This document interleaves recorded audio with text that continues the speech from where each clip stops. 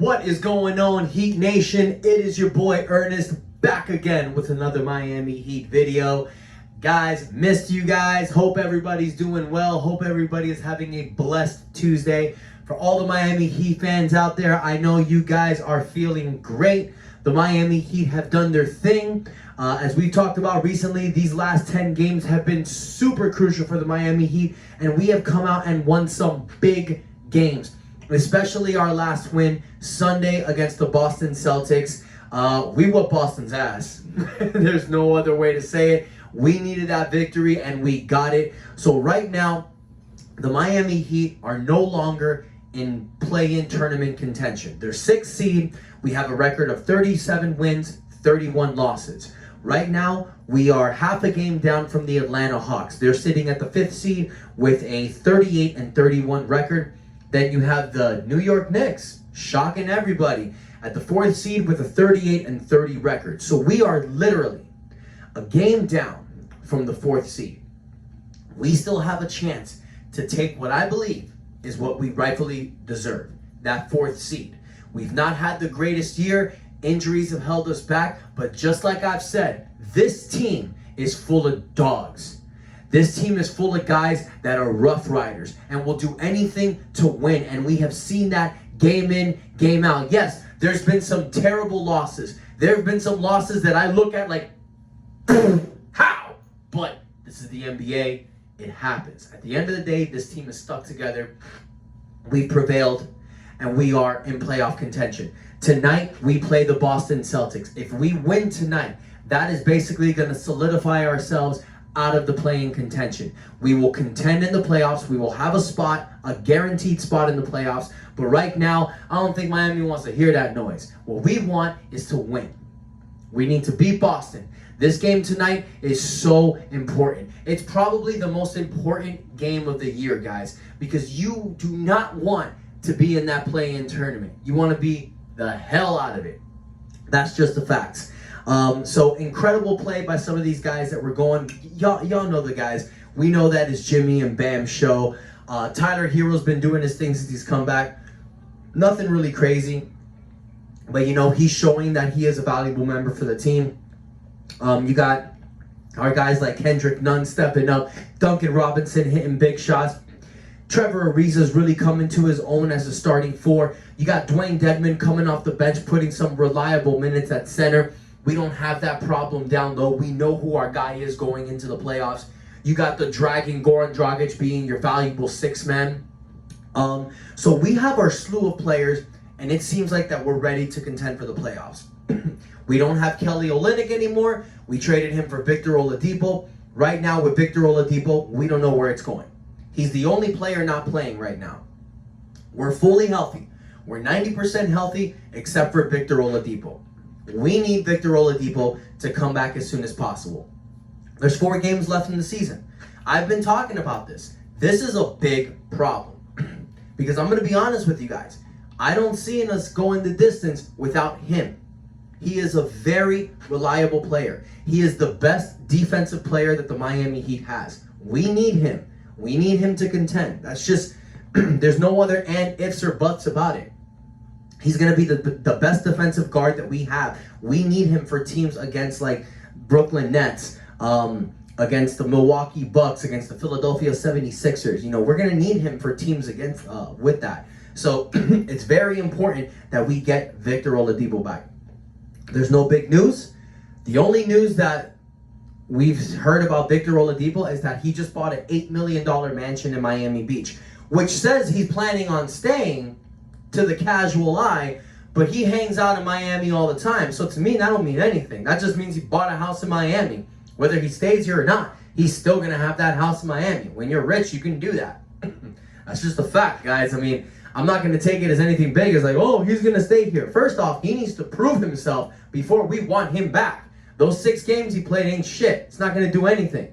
You need to show this team that you're willing to sacrifice certain things to win. And if he doesn't come back at all, he's not sacrificing anything. He's just showing that his personal wealth means more than team basketball. I'm not hating on that. This is a business. And as NBA fans, we need to understand that as demanding as we want our players to play and as demanding as we can be to ask our players to play through injury, we need to understand that right around, they work for a front office that's willing to trade them like that. Loyalty doesn't mean shit in this league. It really doesn't. But as NBA fans, we want our players to play. This is a Miami Heat fan saying that Victor Oladipo, we need you, bro. We need you. We're doing our thing in the regular season, but in a 7-game dog series against teams like Milwaukee, Brooklyn, and Philadelphia, you are needed. And that's enough said. So moving on, I want to talk about another player, Duncan Robinson. So there was a recent post by Woj, Adrian Wojnarowski. For those of you who don't know, he's like the #1 insider for the NBA besides Stephen A. Smith. He put a report out there that Duncan Robinson is expected to receive an average of $20 million this offseason per year. For those of you that don't know, Duncan Robinson is going to be a restricted free agent. Now, what a restricted free agent means is that the team that the player is currently playing on has an opportunity to offer, to match the offer for any other team that provides that player an offer. So the Miami Heat are going to extend a qualifying offer to Duncan Robinson for $4.6 million. That's how much his contract is going to be for. I believe 4.6 or 2.4, something like that.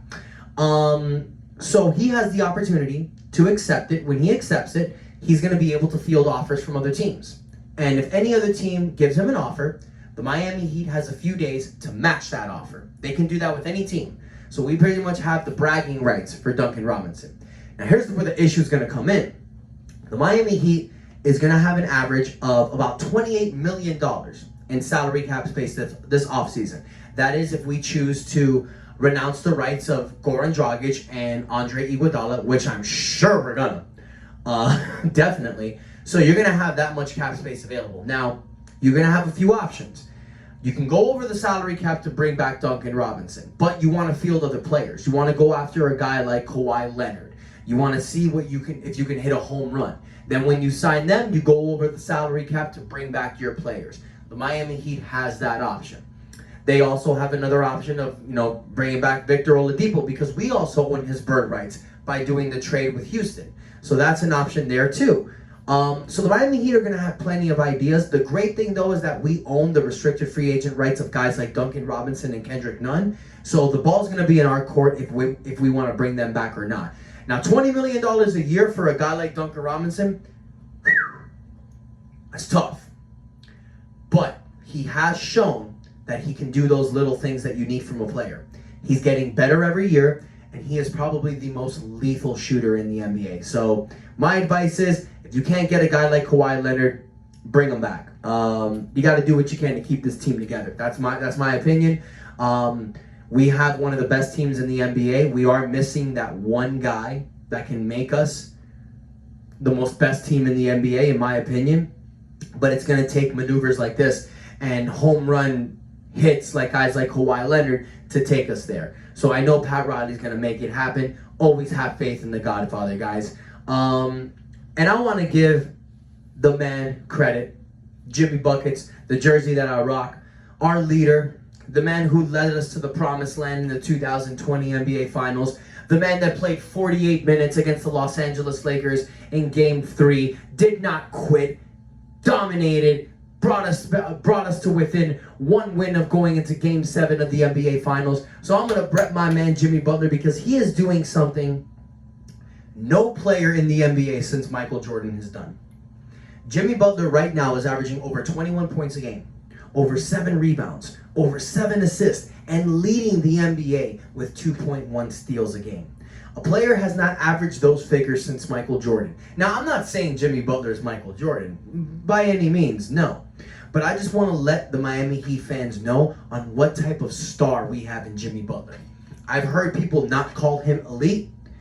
I'm not going to say that anymore. Last year, Jimmy Butler proved that he is an elite player in the NBA. He's proving that now by taking this team, putting it on his back sometimes, and leading us to the promised land. We don't go as far as we go without Jimmy Butler. Because whenever Jimmy's not playing, we suck. Plain and simple. We suck. So he is the guy that takes us there. So I got nothing but pride and respect for our leader, Jimmy Butler. Every Miami Heat fan, let's hold our head high. Because for 16 years, D. Wade was the man. That guy right there. That guy was the man who we, by all intents and purposes, called our man. That we could always look to this team and say, it's D. Wade. When D. Wade retired, there was a big concern about where this team was going to go. And Jimmy Butler saved the day. And after Jimmy, it's going to be Bam Adebayo holding this rock. My future MVP is Bam Adebayo. I know he has it in him. He's going to be the next one to take this team. So this Miami Heat team is in great hands, guys. I'm loving this team chemistry. I love what we're doing. Tonight is going to be one hell of a game. The Boston Celtics, we need to win this game. Dominate them like you did before. You know Jason Tatum and Jaylen Brown are going to come out strong. You know they're going to want this win. Boston is not going to take this game lightly. There is a big chance that Boston is going to pull out this win. But Miami needs to stay the course. Run your defense. Run the 2-3 zones when you're seeing yourself not being able to cover the man-to-man. Let Jimmy isolate in the beginning of the game. Find his teammates and dominate in the fourth quarter like he always does. Tyler, Duncan, we need you to hit those open shots. We need Kendrick to be dominant when he has the ball in his hands. And we need Bam to be a beast. Dedmon, stay as a beast. Trevor, take every opportunity you see. Iggy, hit the open shots and knock down the guys defensively. And Dragon, do what you do best. Facilitate, drive in, score, or kick it to the open man if you need to. We have one of the best teams in the NBA, in my opinion. I love this Miami Heat team. Our record may not show it, but we are one of the best teams. Injuries and setbacks have held us, and we have overcame and prevailed every obstacle that's been in front of us. We've won 6 games in a row. We've lost 6 games in a row. But at the end of the day, this Miami Heat team, our Miami Heat culture, our fans, we're not going to complain. We're going to look forward, and we're going to be excited for the playoffs because I don't care what seed we land. For the love of God, don't get in the play-in tournament. But from 4 to 6, I don't care where we land. We're going to be trouble for Brooklyn, Milwaukee, or Philadelphia. I don't care who catches us. None of those teams want us in the first round. And that's a fact. I know it. The Miami Heat team are one of the toughest teams to play in a 7-game series. You don't want to play that team, guys. So tonight's going to be really exciting. We got the Celtics. Then after Boston, we got Philadelphia. Then we got Milwaukee. Then after that, we close the season out playing Detroit. And I know what a lot of people are thinking. Damn, Miami's got Boston, Philadelphia, and Milwaukee to close the season. I'm not scared. I don't sweat that. I actually see this as a great opportunity because it gets the Miami Heat playoff ready. These games are playoff games. Now, Philadelphia is the first seed, and they're up 3 games. So it's possible that if some losses go out tonight, they might not play their stars in that game against us. So that might be an easy win, but I don't want it that way. I want every game to be a dogfight, so by the time the playoff comes, our guys are ready. We need Victor Oladipo back as soon as possible. I won't say that lightly. We cannot start this playoff run without Victor. But you know what? If he doesn't want to come back, to hell with him. Sit your ass at home because we have next man up mentality. If Victor's not going to do it, we got Kendrick Nunn waiting to steal the spotlight from him. And this guy is playing in a contract year. You know he wants to prove it. So guys, I want to hear from y'all. I miss my fans. I miss talking to you guys. So let me hear the love. Go ahead and comment. Let me know what you think about our Heat team. Let me know what you think, how we're doing. Do you think this season is a loss? Or do you feel like I do, that we're strongly going to make a power play in the playoffs and move forward? Guys, let's go ahead and show this page some love. Hit that like button. Comment. Let me know what you think. Hit that subscribe button, guys. Let's build this channel as big as we can. Hit that notification bell to get all of the updates on my new videos. That's all, folks. Thank you for the love and support. And until next time, it is your boy out. And that is enough said.